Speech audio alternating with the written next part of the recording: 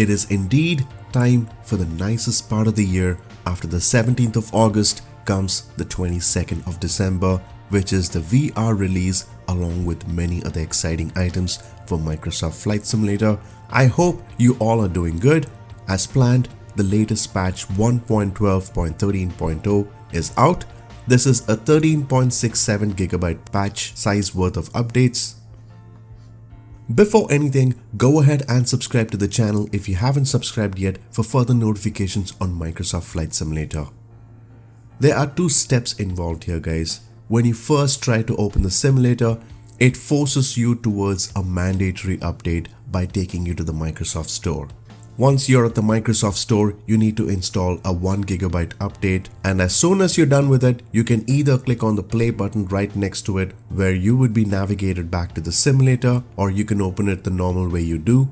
And once you're in Microsoft Flight Simulator application, the system would then give you access to download the 13.67 GB patch, which is patch 1.12.13.0. Many fixes and new things have come into place in this patch that include virtual reality, of course, 2 training missions with the A320neos, live weather that is enhanced with the integration of Meteo Blue. We should be able to see snow and ice coverage well now, spotlight events that focus on the A320 landing challenges, Aviators Club livery for all 30 planes available in the marketplace. In addition to the new liveries, a test pilot livery will be granted to alpha as well as beta testers. To give you a highlight of the patch, many fixes have gone into place, which include fixes towards performance and stability issues, air traffic control behaviors, user interface, audio enhancements, as well as many aircraft improvements in performance and handling as well as general aviation. So overall, Asobo has made sure that all these areas have been addressed, which include vast amount of fixes towards many planes. Under the performance and stability issues, users should notice improvements where issues have been fixed towards standard animations on air traffic planes which used to crash the simulator. The ATC memory footprint has been optimized well, helping the users look at the events during the flight. Under the navigation areas, few items have been addressed, such as fixing the ATC pronunciation for airport names, fixing the ATC that can give accurate altitudes during the first approach waypoint, which basically didn't have any altitude descriptor. The user interface have seen many improvements. Improvements in different areas such as the content manager section, sessions of play where the co-pilot is no longer turned on. It's become more convenient for the users or new pilots to look at instruments during tutorials as they are highlighted now. The marketplace UI should be much more easy to navigate and smoother in experience. In addition to that, the VFR map issue has been fixed where it used to be more transparent when resizing the window. Under the audio, we should witness many improvements towards the SFX for Textron aircrafts, aerobatic planes that have seen improvements in sounds. We should be able to hear the no smoking chimes as well as the seatbelt chimes. Under overall updates on the world aspect, clouds used to flicker for specific GPUs, which has been fixed now. So hopefully the user shouldn't see any issues under the cloud textures. A lot of planes have seen improvements in several areas. Plane models have been updated and optimized. Avionics have been fixed. Planes can now land and roll on ice without any issues. And users can now see warnings as well as alerts which are more accurate, with also changes towards frequencies. On an overall scale for all the airlines, there have been considerable amount of fixes that have gone in to address many areas that can improve performance, handling, bringing the experience to a much more better level. Under the aviation fixes, plane oscillation issues have been fixed along with autopilot related issues. Garmin can now display the station ID. Previously, Garmin used to prevent the direct to feature after the user deletes the current flight plan. That has been fixed. The Cessna Citation CJ4 have seen many enhancements under the VOR tracking, displays missing last leg of a flight plan, turning the yaw damper on, and many more. The Cessna Citation Longitude have seen fixes towards fuel tank capacity, tweaking thrust settings, empty weight and center lift, and many other areas.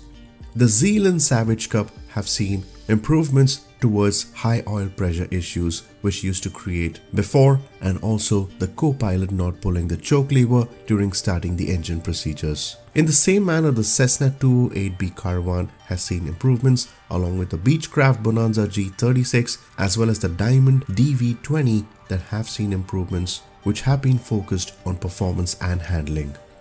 Fixes that have been applied towards all the airlines can also include radio frequency issues where it wouldn't update and let the user know on the ATC.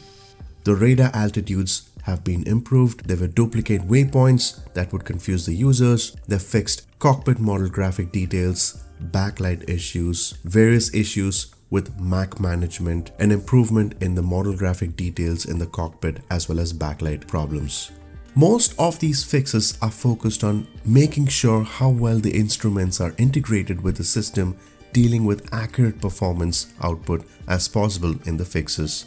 3 airlines have seen drastic improvements which include the Boeing 787-8 Intercontinental, the Boeing 787-10 Dreamliner as well as the A320neo. These 3 planes have seen huge improvements and there's a big list of it.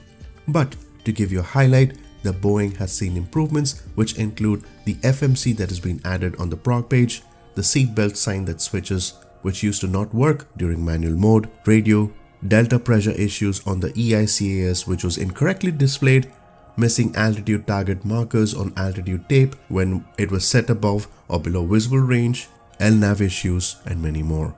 Specifically under the Boeing 787-8, the current patch has fixed various issues with the landing gear model. Along with that, the missing ILS frequency set has been fixed when starting a flight on arrival. In addition to that, they fixed incorrect start mode indications on the EICAS during start sequence. Along with that, the compass model which is not matching as expected should be more accurate. There have been increased suspension's viscosity to make sure that the model can be much more accurate. Under the Boeing 787-10 Dreamliner, when engines were started, the information was displayed incorrectly. Now that has been fixed. Along with that, the HUD horizon line is aligning well with the real horizon, as well as the APU fault light behavior issues have been taken care. There are several cosmetic issues along with functional issues that have been focused on this fix for the airliners to ensure that the instruments work accurately as possible and perform based on what we include during flights that can include fuel, payload, and many more combinations. Other areas that have seen fixes for the Boeing 787-10 Dreamliner would be the speed marker issues during fixed flaps. They've also fixed missing or badly placed screws on various panels as well as the fire panel switches which were default. The Airbus A320neo have seen many fixes going into place that include improved MCDU display logic in the init section of the system. There were problems with the alpha as well as the stall speeds which have been fixed. The wrong transponder code was set by default when beginning a flight. This has been addressed. Problems with spoilers were incorrectly deploying and retracting after landing. Now this issue has been fixed. Approach speeds have been fixed. Radio screens going blank have been fixed. Fuel crossfeed valve when trying to switch default states. Fuel consumption, thrust performance, and many more. Many other issues have been addressed specifically for all these 3 planes, and the Airbus A320 is definitely no exception.